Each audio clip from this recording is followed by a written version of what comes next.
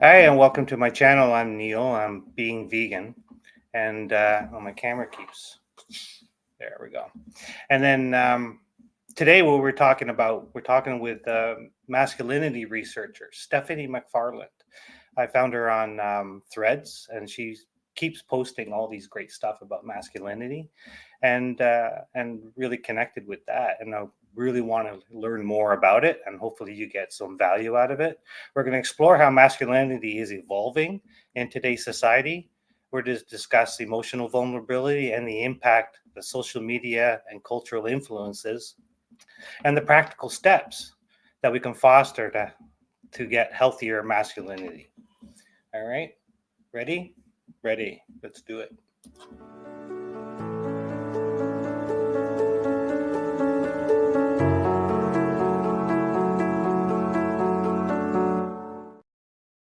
Hi, Stephanie, or Steph. Hey, I keep doing that. you're fine. Okay. Yeah. Oh, good. There's no latency issue like I had last time. Oh, So that's that's great. good. Yeah.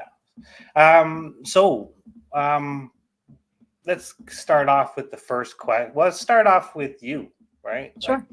um, how, what is it you do, first of all? So I actually by day I'm a teacher, but my research, I created a thesis about boys in education, and so I have my Threads platform that was just kind of happenstance because I was realizing that in society there isn't really a space for and this changing, but I was concerned with the lack of space for men to express their authentic selves, especially emotionally. And so I decided to create a platform to kind of raise awareness for that and just, I don't know, share the research because the research says that things need to change. So where did you find this research? Just through your own personal findings, or? Yeah, part of it. So that's part of the process of writing a thesis when you're getting a master's degree. So I relied heavily on scholars such as Ronald Levant, um, or Levant, excuse me, and William Pollock, and people that have been doing this for years and years. And so a lot of it was just done through research chains and finding scholars that are already doing really good things. So, okay, so what inspired your research other than your thesis? Like what inspired you Yeah. getting Why do I do into? this? Yeah, pretty Yeah. much, yeah. Um, it's interesting. I'm very open about it in all public platforms that I've actually been divorced twice. So I'm super good at marriage, obviously. And I had a friend tell me, she's like, don't be bitter about anything because bitterness will brought somebody from the inside out. So I was like, I'm a solutions based person. What was at the root of the cause of my divorces? And obviously, there's some ownership and things that I needed to do. But what I noticed was this idea that, back to what I keep saying, is that there's a lot of shame involved with men expressing the full spectrum of human emotion. And while there have been changes, it's just I knew that was at the crux of it. So it kind of became an obsession, um, finding reasons for where I had made mistakes and where they had made mistakes. And ultimately, my goal is unity between men and women as we understand each other better. Because I there's the old book Mars are from men and women are from Venus, and it's like I don't know if that's quite it. you know but there is some truth to that. So it's like, how do we find the humanness in each side? And that just really has driven kind of my personal side of it. And also, I'm a parent. I have a son, and he's asked me not to share a lot about him publicly, but I can say that he doesn't fit the traditional, what am I trying to say, traditional expectations of what a boy should be. So Well, yeah, societal expectations, right? I mean, yes. we grow up and in school and through our reactions or interactions with other people, we Yeah. develop this personality, and then they foster not really like it's part of society, right? Like society just fosters it. And it really creates this dynamic where men have to be competitive, and they really honor that type of behavior, like the alpha male, like the Yeah. typical personality trait alpha male, Yeah, right? absolutely. And William Pollock actually calls it the boy code. So if you look at, boys when they grow up, there was a study done that showed that the baby boys are actually more emotive than baby girls. And then it starts to taper off the older they get, and then it Oh, completely shifts when they actually go to school. So it's like, is this a learned behavior? Is this a natural part of puberty? Like what's getting at the root of this? And it's obviously a complex huh. issue. But I would say that a lot of it is learned, especially at the age. That's not a coincidence when there's, like you're saying, the societal expectation that comes from both men and women. Yeah, that's so interesting. I didn't know that. That's Yeah, really, yeah. I mean, I'm just trying to draw from my own experience, but sure. I think I'm cut from a different jib. So I don't know. I have no idea. But yeah. So really, then, how did you get involved? But you kind of answered that, right? Because Yeah. you had these relationships, and Yeah. Well, and I can even go a little bit deeper. Like we all have, our childhood and growing up. Like to kind of draw on my feminine perspective, like I'm 5'11", I'm really tall. I was a collegiate athlete. Like my representation of femininity isn't exactly stereotype either, and so when we have these representations, and I had a conversation with Ronald Levant, sorry, I keep mispronouncing his name, but we talked about the bell curve of gender expression, and he explained to me, he said most people are somewhere in the middle, and then we have these extremes on both ends. And so, as I was looking at myself too, every research we do is funneled through our own personal perspective. And I was like, okay, well, do I fit? And how does this, in relation to the masculine, what does this mean? And, really, I was fueled by that too. And being that kind of woman, most of my relationships and friendships have been with males because I just feel more comfortable there. So if hmm, I'm, have that many relationships and I see these trends, um, I thought it was important to kind of take a look at that on the research side as well. yeah, I mean, yeah, I'm just trying to reflect on that because most of my friends were females. So Right? yeah, so yeah. And then me getting into nursing really, because I'm really in touch with my feminine side. Yeah. So yeah, so it's kind of interesting that you actually are more comfortable around men. Like, Yeah. is it men in general or is it the masculine trait? Like, I've never thought about that. I would need to think for a second. It's probably both because even I made a post the other day where, I was never much for Barbies and Princess T. I'd rather go around and shoot basketballs, but not every guy does that. So maybe it's a combination of both. I don't know. That's a great question. I haven't really thought about that in depth. yeah, and I didn't put it up because I just thought of Yeah. it. So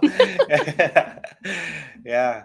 So yeah, okay. So you weren't in, so you're more like I guess you would say more like a tomboy, Yeah. right? I guess Yeah. that's what they would say.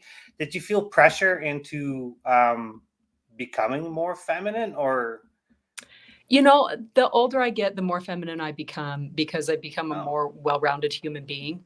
I love clothes. I have a side job that's very feminine. And really defining that though, what is masculinity and what is femininity? And that's why I like that idea and analogy of a bell curve. There can be so many different expressions of it. If it's coming from a woman, you know, I believe it can therefore be feminine, or if it's an expression coming from a man, it can therefore be masculine.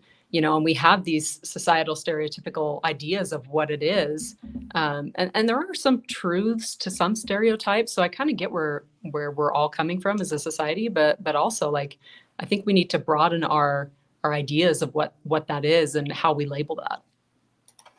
okay. So what you're saying really is so you have two people, male and female, right? They're Yeah, saying the same thing, but they come at it from a different perspective. exactly. So so that will then entail give a different message.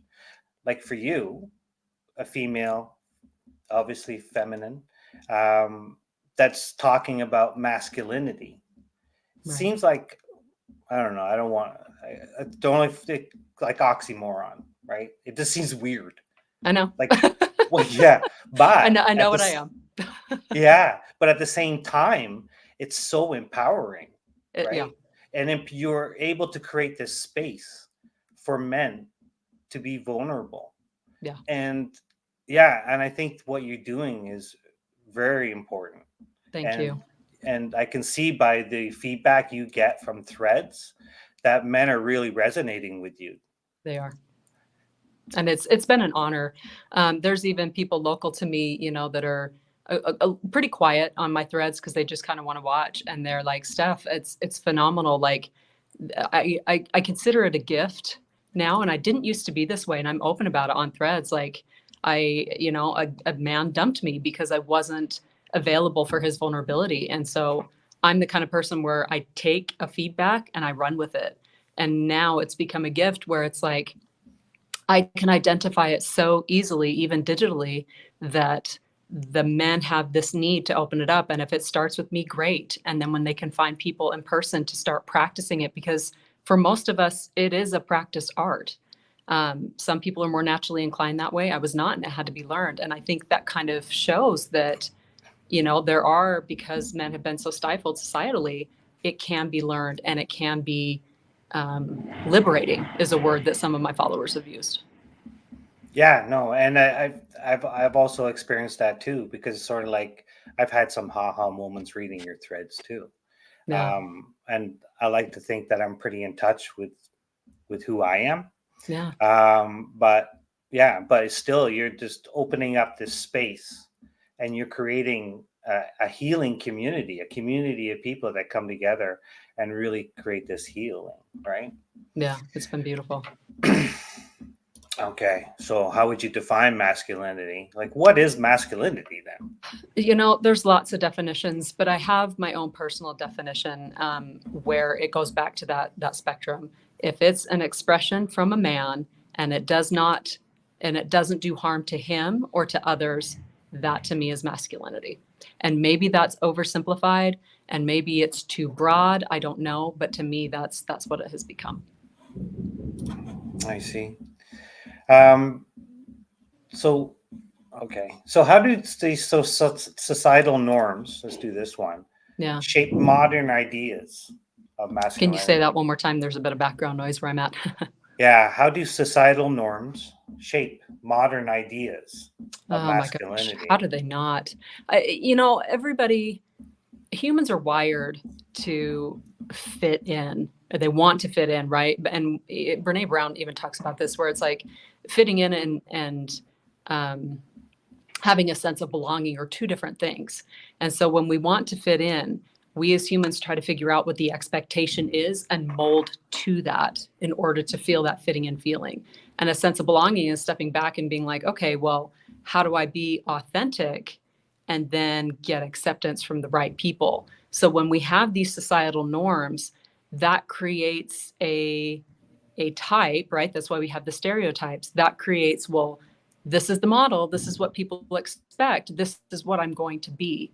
And that's where we get, that emotional stifling is what it's, or suppression, excuse me, the term is suppression, where, you know, well, I remember family members toughening up younger male family members because they were supposed to be tough. And if the older men didn't do it, the younger men, the world's going to do it. So that's our job. That's how we create this this expectation. So that's very much tailored to the stereotype, in my opinion. I mean, what would you find the same? Do you think?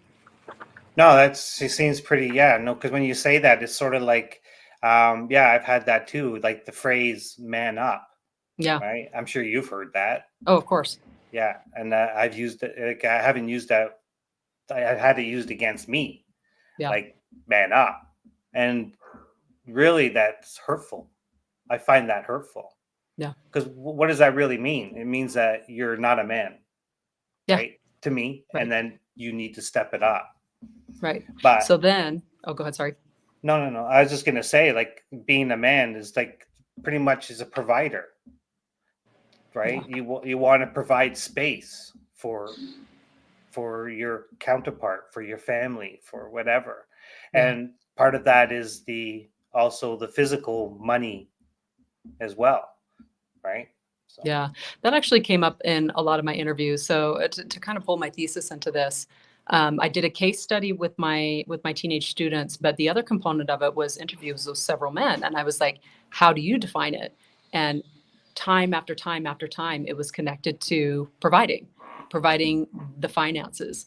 And I've heard other people say this isn't really research based, but if we can redefine it to providing emotional space and emotional safety, right? If we make it a safety thing as opposed to a money thing, I think that would help a lot of men, because what man isn't able to provide safety, especially emotionally? yeah, oh, there's my camera again. Here we go. Come on. Oh, anyways, yeah. I gotta figure that out. Anyways, yeah. So providing this space for vulnerability for men to really express themselves, Yeah. because if men aren't able to express themselves, right? What happens? What happens to men that aren't able to express themselves? It's going to come out in some way. So that's why we have all of this stuff that women are angry at men for. Like you can't deny, even as a researcher and as much good as I'm trying to do, there have been things that men have done, and it's my theory that okay, well, if we open up this space for appropriate expression, then I think a lot of those behaviors that are abusive, the addictions, hurt people, whether you're a man or a woman. So if we take away the shame for men getting help for one, whether it's therapy, a life coach, alternative modalities, I mean, whatever resonates with somebody. If we take away the shame for men getting help, it's going to alleviate a lot of these societal problems that a lot of people are angry at men for. Oh, my camera's fixed. So yeah, but also men are angry at themselves too, Sure. right? Because if they're not able to provide whatever it may be, whatever that means for somebody, because you really have to reflect on what that means for you, the individual, right? Yeah. If men aren't able to provide, then what happens to that man? What happens to their masculinity? Well, and that's the thing. That's why we need to, in my opinion, and you can speak to the. And this is where I'm not a man, and so I understand that my limitation is the core of the brotherhood. I don't understand that, and I don't pretend to understand that. And maybe that is a need that men really do have.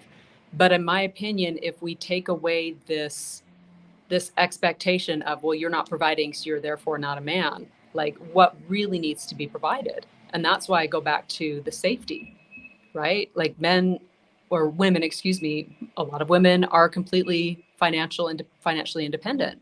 But that safety, that emotional safety, that physical safety, I am only as safe as the men in my life when they're around me allow me to be. You know what I mean? And so Hmm. holding that as an honor, I don't know. I don't know if that answers your question. And I don't know that that was a complete thought. But Yeah, it's okay. You're just talking like me. Just I just have half thoughts too, so it's okay. Yeah, I thought of something, but then it slipped out of my mind. Call it age, whatever. No, because I had this experience when I was walking, and then mhm. I was walking past a guy who was off in space, staring away, and then and I said, "Hey, what's up?" Just you know, and then I was just gonna walk by, and he Yep. said, "Oh, it's really bad, but it's not that you're gonna care." So then I just stopped in my tracks. I turned around and I said, "Well, let's talk to me." And then he started opening up. So by creating this space where men can actually, where you actually feel like they feel like you're being listened to, and then they can open up. And then he said to me, "He's like, I'm not going to dump on you, but I really appreciate that. You're giving me faith in humanity." So really, that spoke volumes. That like it was literally like less than 30 seconds. Yeah. Like, how much time does it actually take to create the space? Right. Really, right? Right. I think the way people respond to some of my posts, I think things are being misunderstood, like how much and how, let's open the floodgates. It's like, no, no, no. It really takes a lot less. And something that I love that you shared within your story is it was man to man.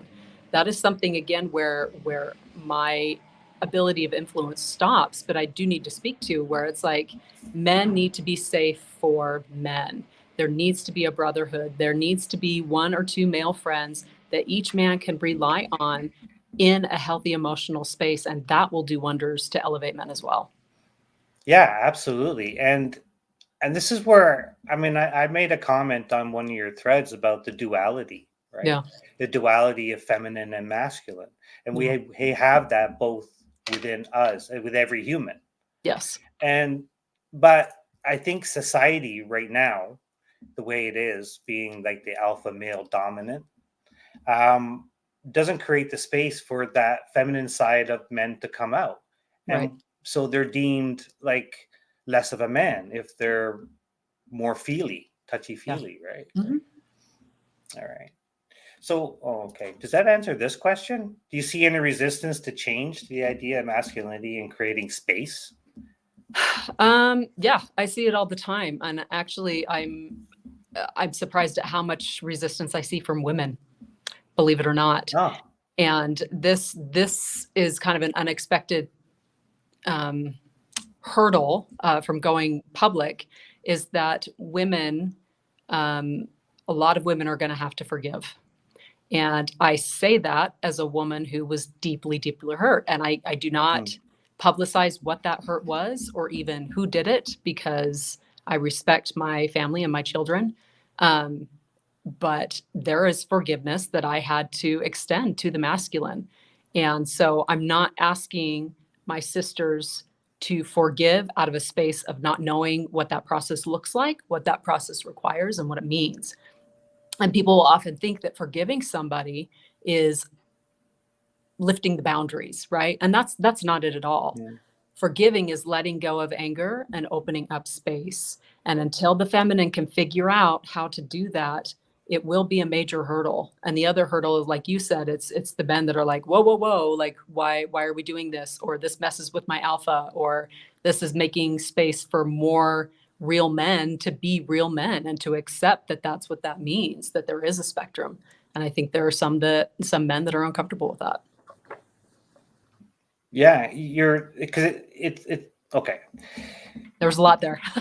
Yeah, yeah, yeah, and I'm trying to get my brain around it all. I have to rewatch all this again. Yeah, it's so good so far. Oh my God. Um, yeah, no, what was I gonna say again? The Yeah, feminine yeah, feminine. forgiveness, maybe. Hmm. What I really like about your story is that you take this hurt and Yeah. you take ownership of what you did, Yeah. but you also take the hurt and you turn it into an experience of learning, Yeah. right? And then you learn it from yourself, and then you can open up this space for other men, and Yeah. then you create this community where men then can heal. Yeah. Yeah, I really like that. It's Thank so you. good. And honestly, I didn't know how it was going to go. I don't want to say it was an accident, but I knew I had felt pushed to do it, and threads just kind of fell in my lap, and we'll see how it expands. But it's very timely, and I know I'm not the only one doing it, and I'm glad. I shouldn't be, because the more people are talking about this and the more conversations we have, the end goal to me is societal change, right? And if we're going to have societal change, I can't be the only one talking about this. So Yeah, and you have a colleague who actually talks about the feminine side. He's a yeah. guy who's Hmm. talking about the feminine, Yeah. which I find that that's so cool. Yeah. But it's good to have all these different perspectives, right? People It is. shouldn't get so offended. If people are offended, they shouldn't be so offended Yeah. by these perspectives, because that's all it actually is. It's just someone else who has a perspective, and then we need to open up, create the space to listen and Yeah. to be present and to learn Yes. from that. You don't have to take whatever they say is gold, right? Because Right. at the end of the day, we're all just having our own opinions. Exactly. And that's what science is an opinion until it's proved over and over and over again. And Yes. then till your thesis gets proved, right? That's when you really step up and really come out into society. But I do see that shift happening for sure. Yeah. Yeah. I see that shift where men are actually um, are being more vulnerable. And I think it's a creating, I don't know, because when I'm walking around my town, right, I see a lot of guys who are a lot of people that are in stucking themselves, and just being going around and saying hi and just being present to them Mhm. really makes a world of difference. And that goes to what you spoke earlier, right? It doesn't take much time to create the space. Right. It just takes awareness. Like there's been a couple followers that have mentioned to me, they're like, this wasn't even on my radar. Right. And it's like, we cannot complicate it. We have to simplify it. We have to notice like how isolated a lot of men are, or even how high the suicide rates are. Right. That Mm. it points to all these things that it just open the dialogue. Yeah, that's all I'm asking. Yeah, and that's all you need to do, Right. really.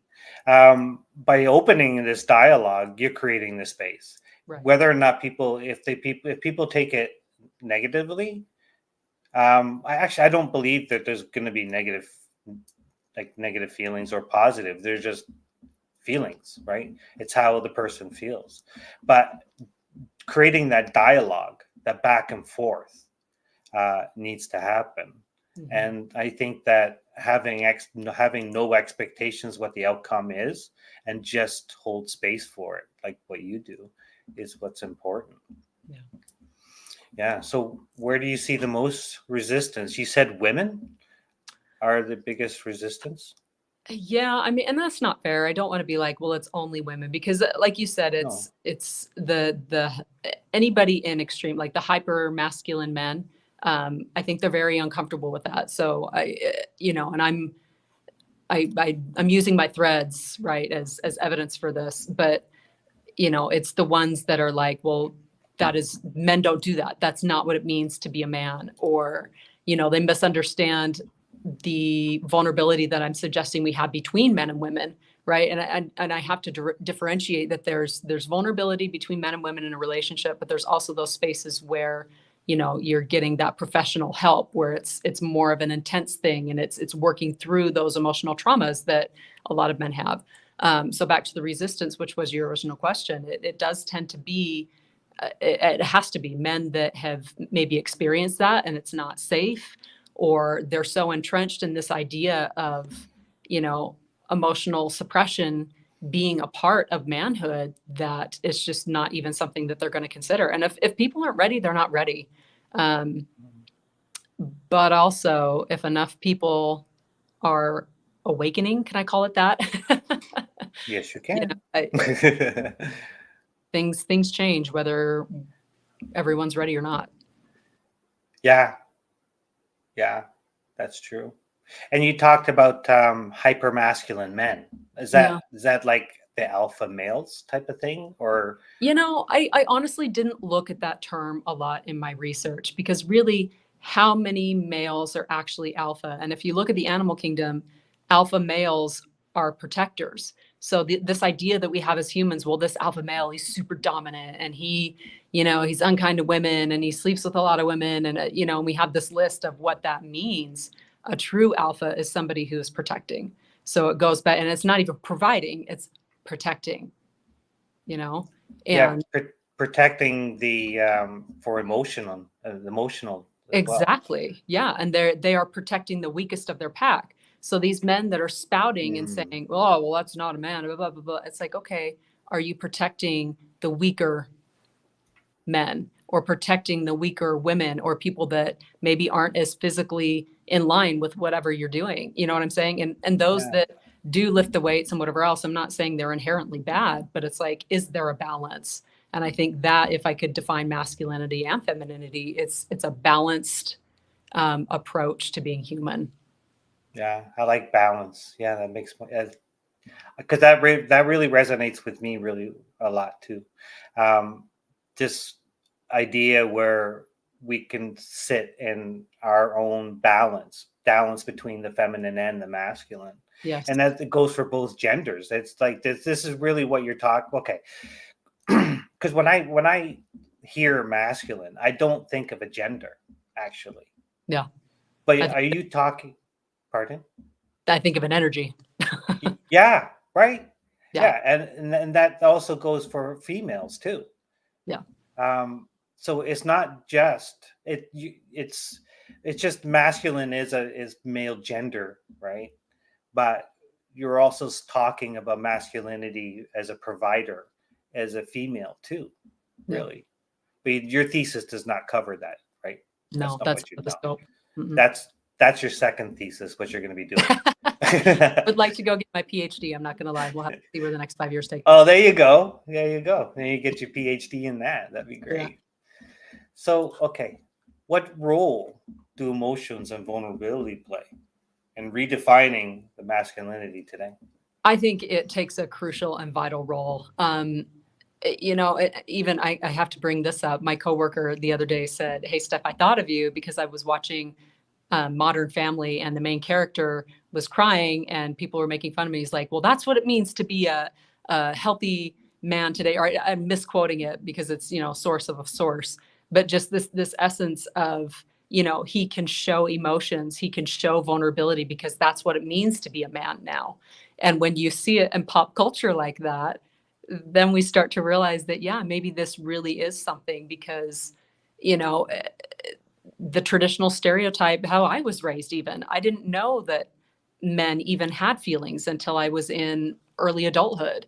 I mean, I knew, but I didn't know, and it was super complex. You know what I'm saying? And so this role of emotions and vulnerability, absolutely, I think needs to be at the forefront. And there's when that starts to come out, there might be like a pendulum where men are like, "Whoa," and then they come back, but that's okay. That's part of the process of healing. Yeah, it's so interesting you're saying about the men crying, and then that's a weird thing, right? Yeah, But that really should be that shouldn't be sensationalized. That should be right. like, oh, okay, it's a human being that's crying who has emotions and feelings. Yes. Yeah. All right. And then, do you see connection between shifts in masculinity and other social movements like veganism, for example?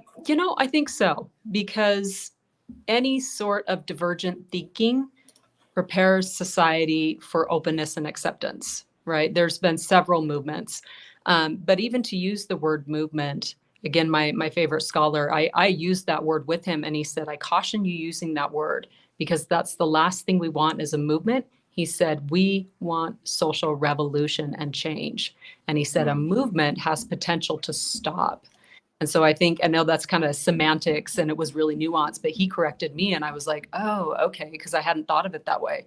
But back to your original question, definitely, because the more we open space for divergent ways of thinking and realizing that our way is our own personal culture and that's not the only way to do things. And it might not even be the best way. We just haven't been exposed to another idea.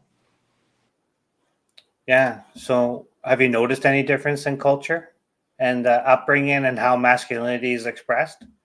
Yeah, actually, even in the course, because I've been at this, I just finished my thesis last year, no, beginning of this year, I'm sorry. And in the time that I was beginning my research to now, because I'm a teacher in the public school system, I would share with my students what I was researching and how the students responded, even within the last 4 years, has changed. And when the generations that are coming up, I made a post about a boy at a football game who's like, Dad, can I not feel my feelings? Right.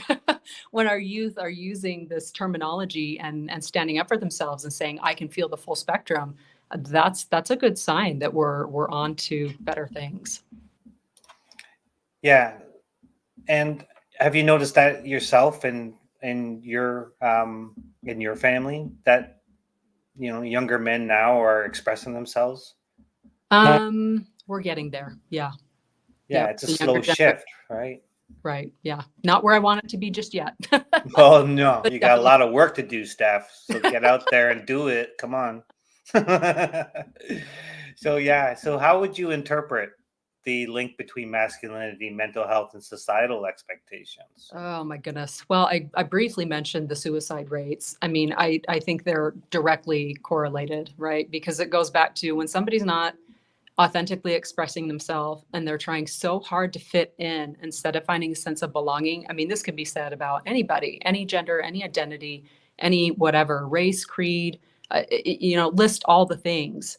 If we cannot express that authenticity, it's going to create discord in our minds because the I'm not enough or I'm unlovable or all of those basic things that every human has inside them because experience is solidified some subconscious somewhere, that these things were not okay that they were doing or it was not okay who they were. So I definitely think there's a direct link in that regard. Yeah, and and the mental health portion is such a big piece because if you feel like you don't fit in, Right. right, you feel like less of who you are. Absolutely. Because when you go to school, basically when you're young and influential, whatever that word is, Yes. but I you got know you. what I'm saying? I You do. hear me? Okay, okay. Yeah. So yeah, when you're in school and you want to fit in, right? You want to have friends. You want Yeah. people to accept you. So you have to All in life. behave. You have to behave in a certain way, Yes. and that's where I think that school is important because they really need to be the leaders because that's where they held they they hold the space for these minds that are evolving, Yeah. and they're gonna shift it. I know social media too, like we touched on earlier, Yeah. and kids are always scrolling. I mean, even I'm scrolling, Yeah. and you see, and it still gets into your head, right? Yes. And you mentioned it earlier that yeah, we're all energy, and even social media is an energy, Hmm. right? And then you're consuming that as food for your brain. Very well So said. yeah, and then if you're eating the wrong stuff, yeah, it's gonna poison your mind. It does. It affects your vibration completely. Yeah. So what is the difference between masculinity and the personality? Oh, we already touched on this. Yeah, but I mean, I'll be brief. It goes back to what I was saying about that bell curve, that spectrum, right? It really is Yeah. more about personality and accepting that personality can be a representation of that. Okay. And then I wanted to ask this earlier because I knew I had a question of this later on is does toxic masculinity exist? Sure it I've does. heard that. I heard that phrase. Yeah. So, and I don't love the term, but I mean, does toxic femininity exist? I mean, Mm. there's anything in an extreme. I think it goes back to the balance, right? Or, there was somebody local to me that posted about body issues that both men and women have. Is that healthy or is that toxic? Well, I mean, it's toxic. It's how are we defining it? What does it look like? Usually, I feel like toxic masculinity is a phrase that the feminine uses for the masculine when hurt has been involved or when the feminine feels powerless or something along those lines is usually when I hear that phrase used. So the existence, well, yeah, but I don't love how we use it. Yeah, and I'm sure you came across that social media thing between men, like a woman being alone in the forest with a man Yeah, or a bear. I even posted on it.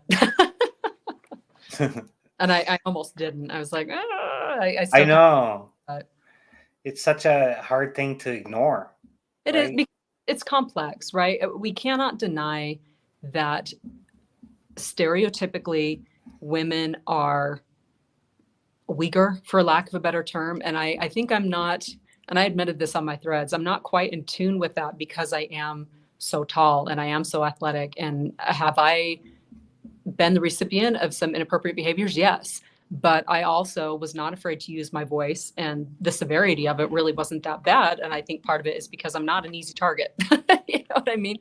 Um, Mm. but when we're blaming all men and we're lumping them, and any strange guy, like it's just not a fair comparison. So I don't. It's complex, and I hope that we can do a better job of listening, so we're not using extreme comparisons for the feminine to use their voices, because the feminine needs to open their voice, the masculine needs to open their heart. And I think when those two things happen, and that's a quote from Terrence Real, when those two things happen, there's going to be a lot of unity, and it's going to take some work. Yeah, that's a beautiful quote. I love that. And then it makes so sense, right? Yeah. Yeah, because I really reflected on that last night when I was thinking, was that okay? Yeah, and if I was alone with my exes in the forest, would I rather be alone with them or the bear? And I'm like, that's Maybe. not an easy choice, All right. Yeah. right? Yeah. So, but that's where we go back to where we're saying on social media, where it's important because people are just posting this for clickbait, Yeah. and they're just trying to get views. Yeah. And then they just post this thing and it turns into a big thing because it is part of in our society. Yeah. It's part of the ingrainedness of what's wrong and unhealthy, and you are leading the charge and changing that. So thank you very much. Thank you. And then do we answer what is toxic masculinity? Yeah, we kind of did, didn't we? So I let's think leave that then. So then what are the practical steps that people can take to challenge this unhealthy, let's call it not toxic, let's call it unhealthy masculinity while fostering healthier models? I like that. I think a lot of it is in the hands of the men. And I'm not trying to like wash my hands of it, obviously, because my platform, but there's men have to stand up to men. And men also have to have this return, and nobody can force another person to do their emotional work or to do their healing. And what I keep suggesting is that society needs to get rid of the shame around that. In fact, one of my followers showed me an article today that was actually quite shaming and saying, well, women are now having to be men's therapists and blah, blah, blah. It's like, you know what? Language is powerful, and how we speak about things. Language is the power of creation, even in my opinion. So it's like, how are we using our language? And when we use our language to shame, that's not going to create motivation for change. When we see the good things, we have to capitalize on that. We have to validate that, because then people are going to want to do more of that. It doesn't matter if you're a man, it doesn't matter if you're a woman. If you're constantly pounding the hammer on the negative behavior, that's all we're going to get more of. So it's like, here's the ideal. This is what we're striving for. Let's open space for that and be okay with it. Yeah, and then people need to take accountability for who they are, men Exactly. and women, right? They need Yep. to take accountability for their own actions. Yep. And then create this space. It's so important. Again, I had another thing. I should have a piece of paper and write these things down. It's a learning process, right, Steph? Sure. That's really what we're talking about. Step by step, we just got to learn. That's right. Okay. So have you noticed any generational differences in how masculinity is expressed? Oh, absolutely. I mean, I don't want to throw my family under the bus, but it's gotten better with each generation, as you asked before. Like, I'm the oldest of the oldest of the oldest, so I know some of my great grandfathers and how they express themselves. World War II veterans, they're completely suppressed, and rightfully so, right? So how do they then become emotionally accessible when we barely just figured out what was it, 20 years ago, what PTSD is. And it's only been maybe the last 10 years that it's really been widespread. So, the more resources we have, I definitely think that generation to generation, it does get better. And I think people want the change.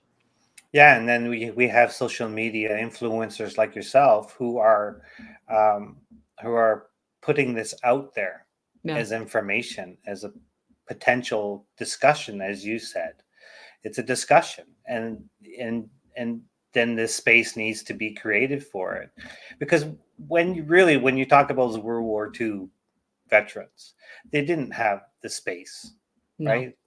For it, because you had to be a man leader, and you had to, overcome, right? You think of the Marines as a good example: adapt, overcome. Yeah. And basically that was the idea.